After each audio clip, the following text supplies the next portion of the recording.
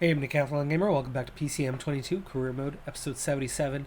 Following a Giro Grand Tour victory, it's going to be hard to kind of get through the next couple of races before we get into our next Grand Tour, which of course the Tour de France is not one that we are going to be seeking overall victory on anyway. So I do find it's probably going to be challenging over the next handful of episodes to keep up the level of excitement from which we experienced. But today, we're at the Dauphine. We're on stage 3, punchy stage. The guys that I should be going for on this stage, though, unfortunately, and a lot of the team, unfortunately, have had really poor draws in race day condition. There are, I'd say, 2 out of the 6 guys that are here that are fatigued. Hoggins went down injured with fractured ribs and first or second stage. Peters took second place on the first stage, sprint stage, and should have been my leader today, but with a -3 race day condition, he'll be the third man. Vermark should have been the second guy, but with a -4, he's also out of contention today for a leadership role.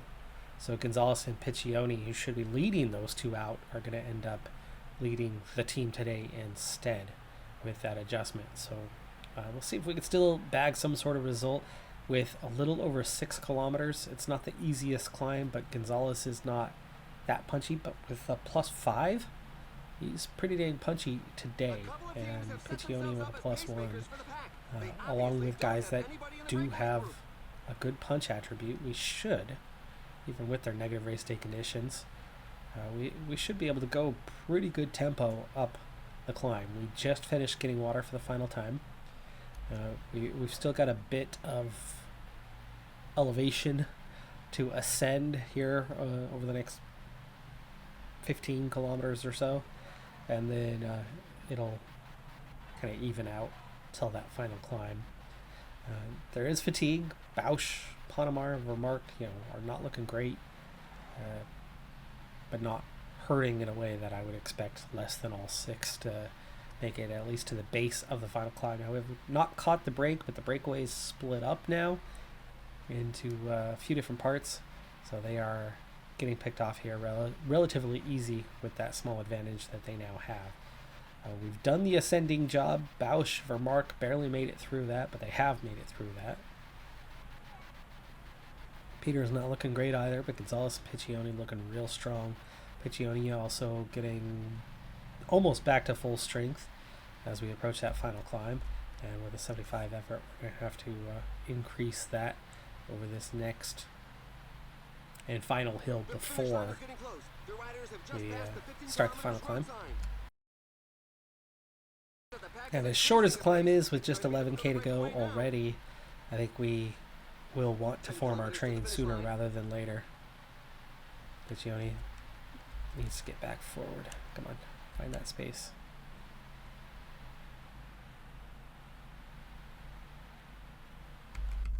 Okay.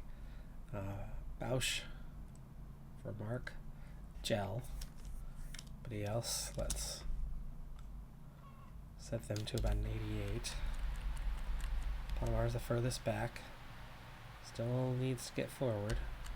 Not doing a good job of finding the space that is being given to him. And just like that, we're down to 6.5.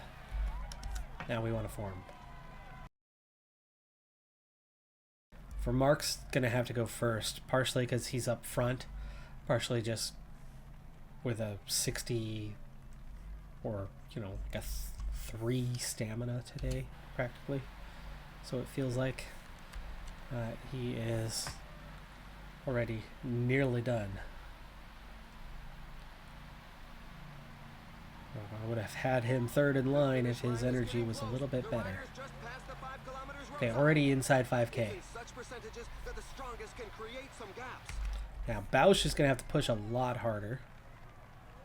Or not at all. Bausch and Panamar. What are you guys doing so far down? Peters and Gonzalez are ahead of you.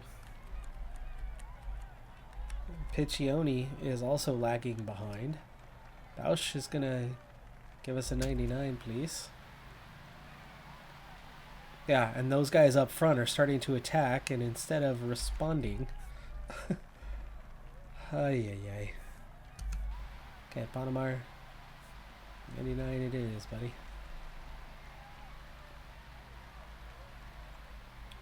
Down to 3K. Piccioni is stuck behind, so he's going to go last now instead. So it's Panamar leading out Peters, who's leading out Gonzalez with 2.5K.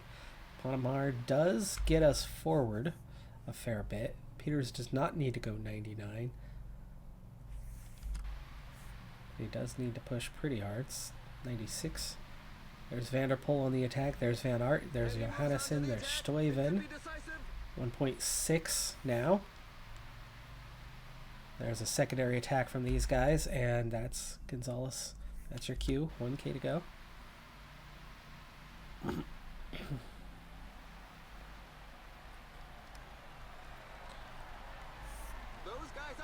Just missing a top 5, it looks like.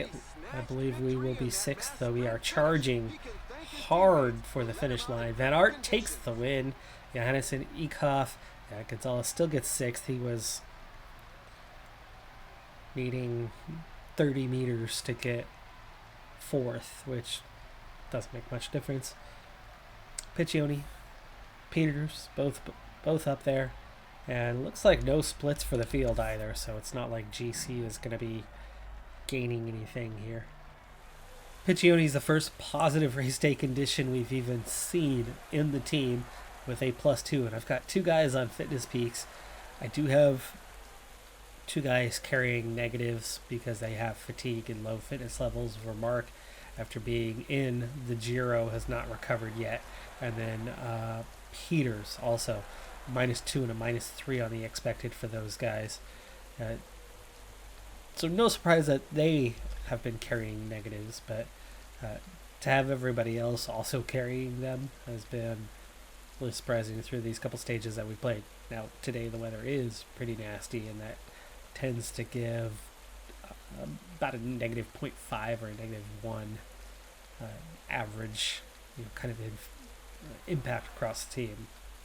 Maybe 0.75 roughly when you average that out, right? And Piccioni anyway with a +2, that gives him a 76 time trial. Time wise, he is 34th, 59 seconds down as the punchy stage 2, which was not. It really should have been a sprint stage. Did have time gaps, through the quicksand because on paper it said it was punchy. We'll see where Gonzalez is placed and what his race day condition is like. Here's the only hill of the day as Piccioni goes through in 15th place. Just 22 seconds down. He only lost 1 second through that sector and is now pushing his way towards the finish line as Gonzalez is getting ready to set off here pretty soon. Let's get him set and then we'll come back to Piccioni. Getting up to speed and settling in. +1 race day condition, also a 74. Piccioni's probably going to put in the better time as we approach the end. Now 1K to go. And that's 23rd, just 54 seconds down. That's a good time. Gonzalez is 19th at 41 seconds down. Certainly not out of reach when it comes to the climbing if he can get decent race day condition for those. But here he is 25 seconds back. Stamina for Gonzalez making it seem like we might be able to just get away with keeping that 80 going.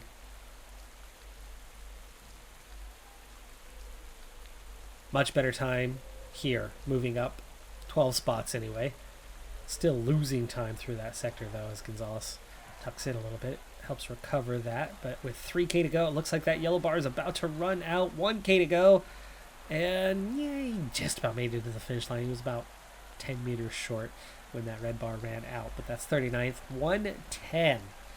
Not a great time. He loses about 15 seconds relative to Piccioni, but it is better than everybody else on the team at least. While Van Aert is on top right now with 34:23.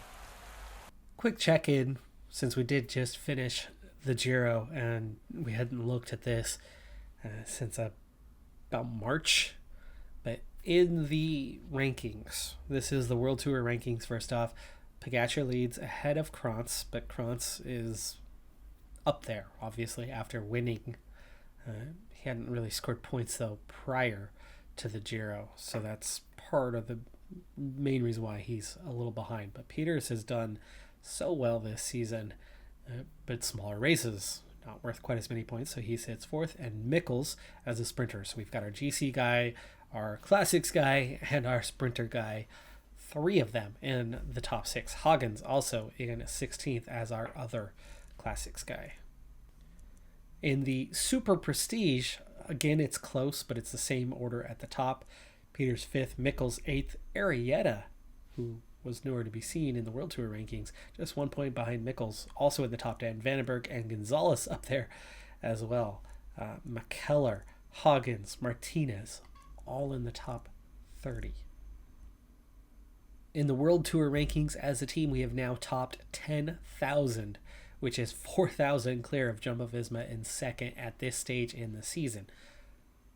During the Tour, as we are not going to win, that is something that is going to bring them in closer. We'll see how we do during La Vuelta if we are still on top at the end of the year. But the big lead that we have right now, it's going to shrink for sure.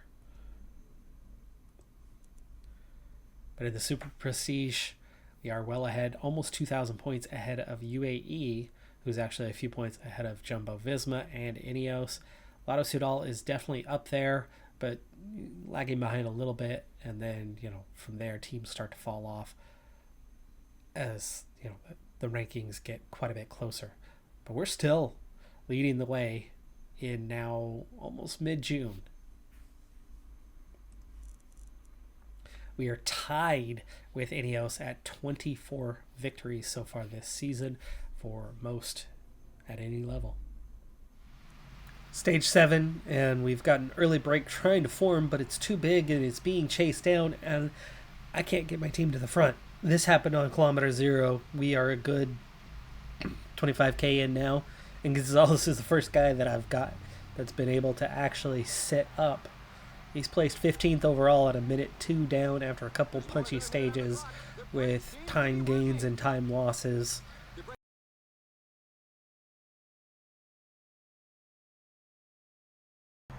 But there are guys out the back. I mean, there's quite a few. And it's still 8 kilometers to the top of this climb. Let's go ahead and put him on auto. Let him do his own thing. Focus on everybody else for now.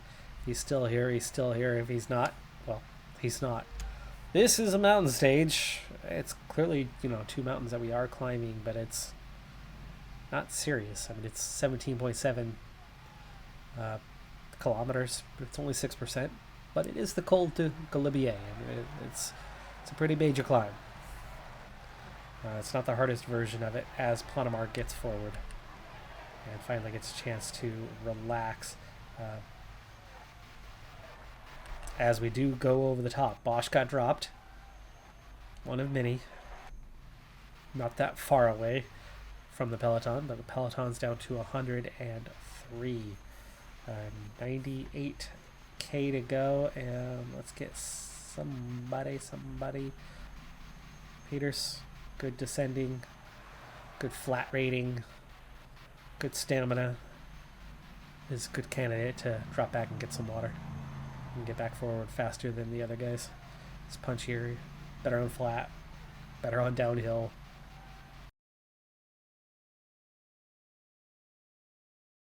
Remember if this is an objective or not, but it is for Gonzalez. He's on a fitness peak. He's only getting +3s. He's not getting the +5s we would find to be customary for objective and fitness peak, but his fitness level is only a 91%, so that's part of it. And put our foot down a little bit more, hold position, or quite a bit more. Bausch.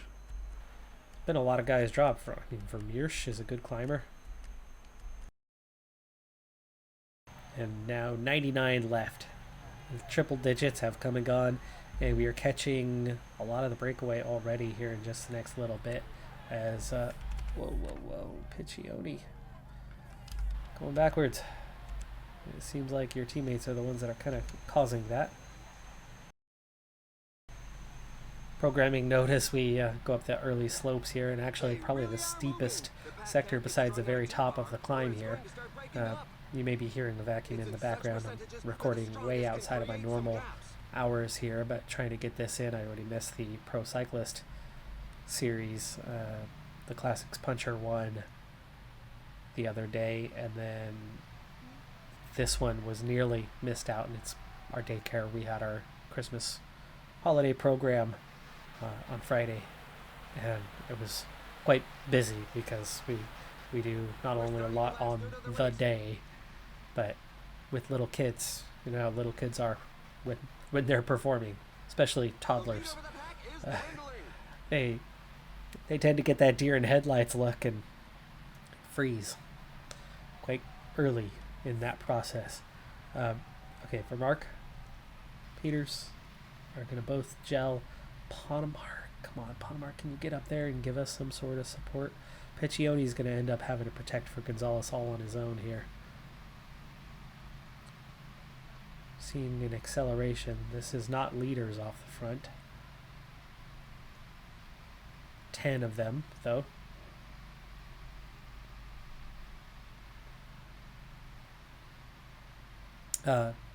Anyway, that deer in headlights look kind of takes over, so we do some of it live, and then we do a lot of it as recording. So director, videographer, plan it, do the editing, and I was spending a lot of time prepping the program throughout the week. It was awesome, by the way, though. For Mark's been dropped. Ponemar is not going to do anything. He caught Piccioni, but Piccioni's going to have to just do it himself. We're looking pretty dang low on the hanging in there spectrum. Even Gonzalez is not looking too good.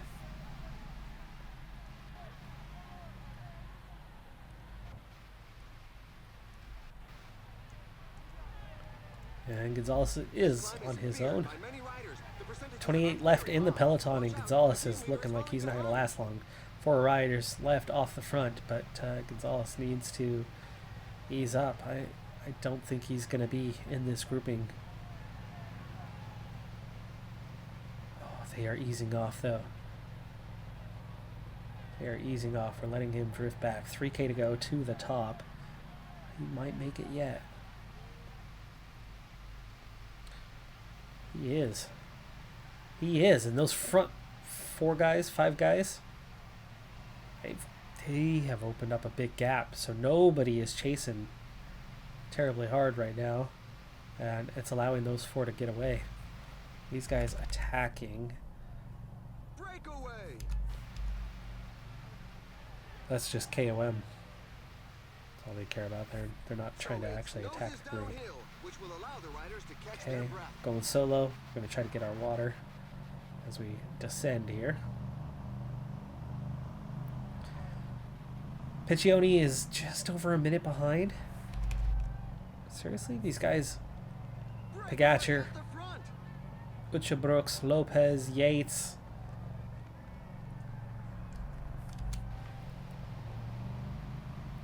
There's not going to be a chase.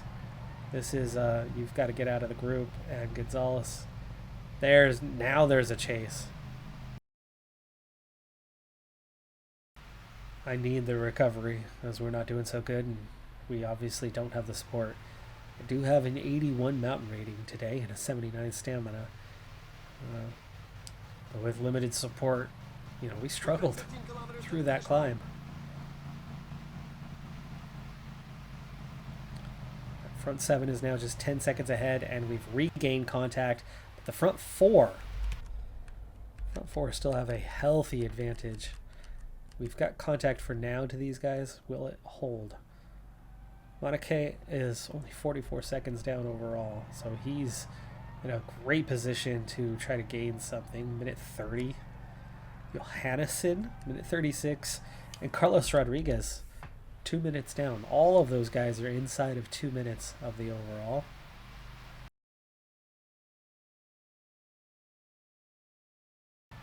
And they put their foot down as we go over the top, but all it does is really stretch this thing out.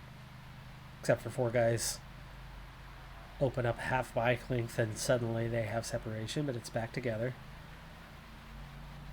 Again, those front 4, gap's not closing. It will close. They're having to do all of everything they're doing right now solo.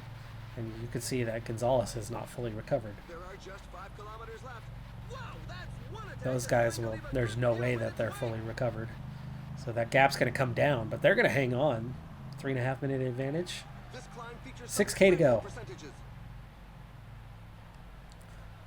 1,200 meters of climbing in just 6 kilometers, 7.7%, but it flattens out for the last just over a kilometer, about 1.1. Meaning you can absolutely sprint your way. We have a good enough sprint with Gonzalez if he's still there, if he still has energy.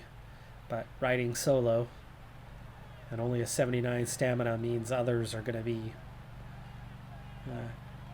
at a bigger advantage. Halfway up. We caught one guy. And here we go. Here comes the attacks. Here come the attacks. 8 riders have gone clear.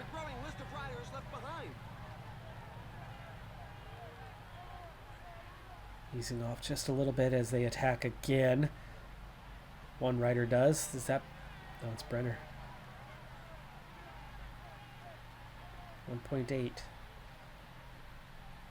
Remember that 1 kilometer to go is coming up. 1.4. We are fairly well positioned here. And we've definitely caught towards those guys, but Gonzalez takes the win. And Gonzalez is going to have a little bit left for the finish here. Johannesson, Houdegem, 5th. Marco Brenner, Gonzalez, and then a gap. Then a gap, a handful of seconds anyway. Ucha Brooks, Yates, and quite a few guys still here. But we did have a 12-second advantage over 16 chasers. It's probably going to see us in the top 10, I would think. Peters finished 42nd. Piccioni fell down to 60th. Yikes.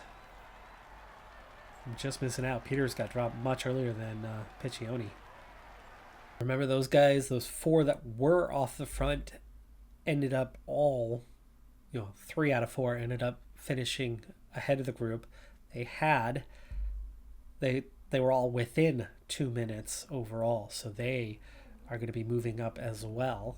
And then Brenner was 1:36 down. Gonzalez 4 seconds further back. Ucha Brooks and that group were 7 seconds down. That's 4 riders. And then it was 14 to this group and then 2:04. So this ends up putting Gonzalez into the top 10, less than a minute down. Marco Brenner, who we were 4 seconds behind, has moved into the race lead. Carlos Rodriguez, the stage winner, has moved into second place, 2 seconds down, and then roughly half a minute to Hindley and Russell and Yates, Johannesson. And then you're getting a little bit further back to Van Houdegem, Pogacar, Gonzalez, Ucha Brooks, and then it's still pretty close. I mean, you're looking at guys within 2 minutes. Volgren at 19th. And at 2:31, Pena in 23rd is probably the last rider who still has some type of contention heading into the final stage. But Gonzalez only just in the top 10 with it all to do. Very little team support for this race, but he himself should have good race day condition on that final stage once again. 8th and final stage. We're going to try to go quickly for this one as I'm already over time for the episode and move my face cam back over. I'm worried about this. Gonzalez has a +2. Piccioni, our main support guy, has got a -4.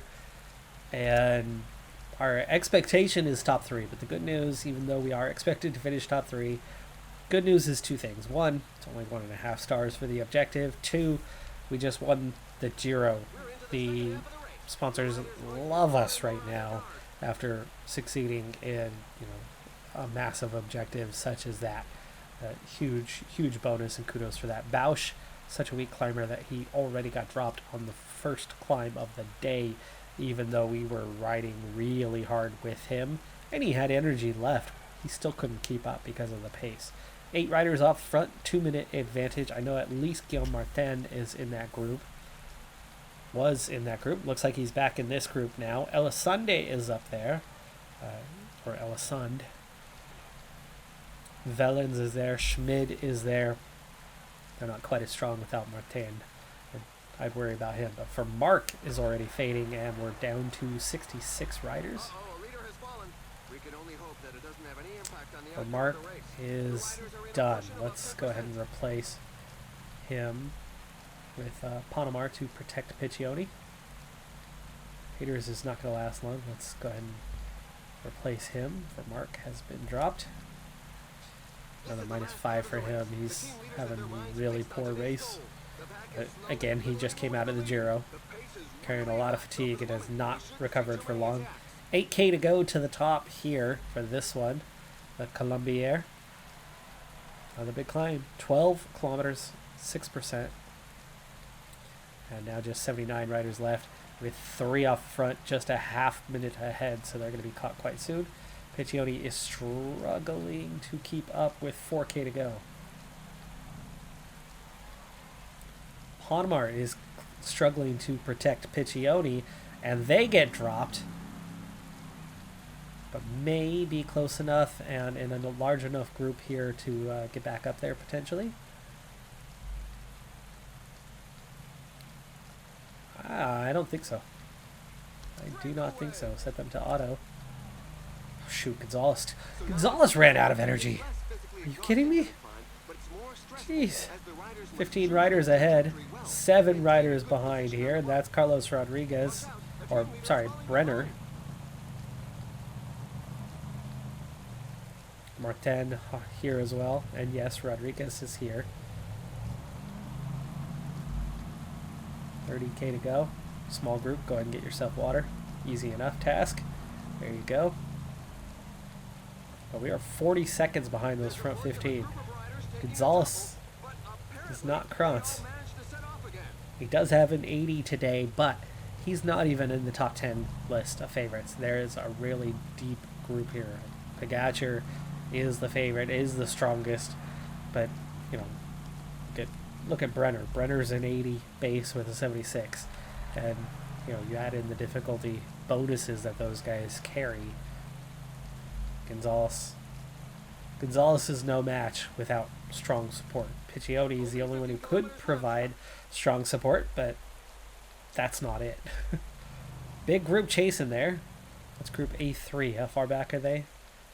33 set. You could see Gonzalez up the road. They may regain contact. But here we go. Gonzalez climbing. Panamar getting water a bit late in that process. But now protecting Piccioni. Go ahead and gel up for Panamar. Looks like they are going to regain contact, and we have caught that front group as well. But have we? No, we have not. They're still up the road. There they are on the attack.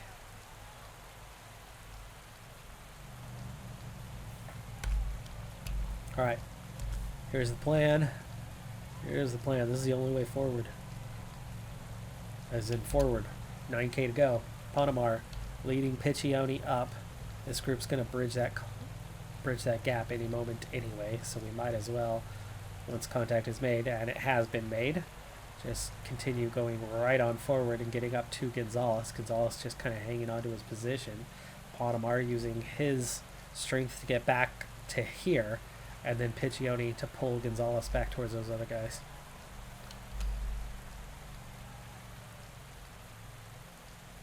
Okay, we're going to gel for Piccioni. And we have made it to the front. Brenner, he's not going to make it there on his own. I don't like leading a big group of riders, but Panamar gets blocked off by Was it Gonzalez or was it Brenner that blocked us? I don't know which one, but there you go. Panamar to the front.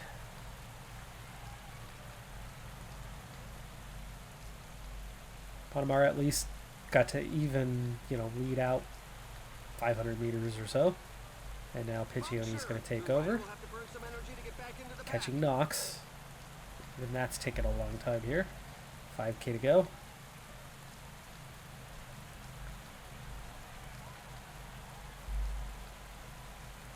And Brenner's been dropped.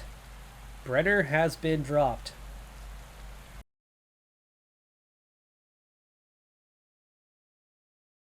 And going forward. We leave 26 riders behind. Hindley has won the stage. What is Hindley even doing in the break? He's in the 10 that attacked. Carlos Rodriguez. Lopez. We're not going to finish in the top 3. 1.8K to go. I think we're going to just about make it on this 83. 35 seconds ahead of 25 chasers. Simon Yates also up there. And out of energy before the finish line. Harrison Roglic. Oh, and here comes a small group of guys. Ucha Brooks, Pogacar up there, Houdegem up there. I don't think we're going to finish in the top 10. Those 10 that attacked stayed away. And we were stuck with Brenner and no support, and Gonzalez, who, it's not that those guys necessarily attacked and they didn't go with. It's that, our Gonzalez had already been dropped. 20th on the stage. Yeah, I'm worried we didn't even get a top 10 here. Can't win them all, huh? Wow, huge gap. 7:17. Yikes. Hindley, comfortable. 247 to Yates. Very good chance that he's won this race with this performance today. These guys were, 5 minutes down, so not far in front, but 7:17. Now, we beat a lot of guys, from our group, but then a handful of guys came flying past us there at the end and got better times than we did. And it did. It knocked us out of the top 10 entirely. Hindley has won the race. Rodriguez takes second. Lopez gets third. Yates and Russell round out the top 5. Roglic out of nowhere takes 8th. In a Jumbo Visma 1, 2, 3, except it's 8, 9, 10. That would be terribly disappointing for them. That's awful on their part. We did not bring our A team. We had some guys in poor fitness levels, and the one guy who was doing okay, and the one guy who was focused on the race, the one guy I did commit to this one without support. He was not good enough on his own. One, he's not our strongest climber at all. Gonzalez is, 3rd, 4th best. 2, his stamina is on the lower end for our team as well. 3, without support, he struggled. And, of course, he's, a minute down from Roglic. He's 2 minutes ahead of Helmos in 13th. I don't know how that happens to me all the time. In the rare instance that this happens, in the rare instance that we don't get, a quality result and we finish further down the order than we were aiming. I was hoping for at least a top 10. I was kind of aiming for a top 5. Didn't think we were going to, challenge much more than that with the likes of Pogacar here. We almost managed to beat Pogacar, actually. But we beat plenty of really good guys. But that happens to me pretty often. You've got a 2-minute gap to the rider the next position below you. And if you count the same gap the other direction, you'd be, much higher up the order. This time, not much higher. We're talking about 4 guys that we would overtake. But 4 guys we would overtake one direction, where the other direction, a full 2 minutes would just put us down one spot. And, just shy of 2 minutes would put us that other direction. It happens. Like I said, can't win them all. And that's the thing. Right now, as you've seen in the results, right? We've had a lot of wins this season, 24 of them. Ineos did not win here, so they're not going to close that gap any further, at least not from Dauphine. But we lead the World Tour rankings. We're doing good. We're having a very good year. This is not like last year where we were just kind of scraping by going, yay, we're in the World Tour. We're going to get some wins, right? And we got some wins. It was an okay season. This year, it's like, okay, hey, we've got a good team. Well, let's go out there and do some things. But it's far from complete, right? We have one GC guy and some good supporting cast, but as you can see here, Gonzalez is not there. He is not there yet. He is not a GC leader. We have Mikkels. He's good. He's getting wins, but he's not a top sprinter. We have Peters, and the guy's a phenomenal talent, but he's still not a Van der Poel or a Van Aert. He's that tier below them. We've got a bunch of guys that are that tier below, that second tier. And remember the Giro that we just won, as I wrap this episode up, because now it's getting even longer. The Giro that we just won, that was not this field, right? Those 10 guys who were favored above Gonzalez. Okay, well, throw in Krantz into this mix of 10, and he's top 5. But that's it, right? And if we had the same team here, we lost one to injury. If Krantz was just the other one instead, Huggins being that guy we lost. If Krantz was here instead and we were riding for him, well, ignore the fact that he's coming off of the Giro and would be quite fatigued, like for Mark was. But with that group of riders around here, you put him as the leader and Gonzalez supporting him, even if he had zeros every day, not negatives. We're not finishing much higher. We would have been in the top 10. Sure, the 2 minutes, right? The 2 minutes we would have had it, but ouch. Harsh. But that's the thing. We're thin. We're capable. We've got some guys that can pull things off, but they're already experiencing some pretty hefty fatigue. It's only June. We can't manage their fitness, their race loads. We can't perform consistently for the whole year. We might be number 1 right now. I don't think we're going to stay there by the end of the season because the fatigue is piling on because we're thin. We just don't have the depth we need. That's the point I'm trying to make. A little long-winded workaround on what I was trying to point out there, but we're getting better. Certainly better than a year ago. But we're still not quite there as a team. That's going to do it for this episode. I'm Decathlon Gamer. Like, comment, subscribe, and I'll see you next time. Have a good one. Be safe out there. Bye for now.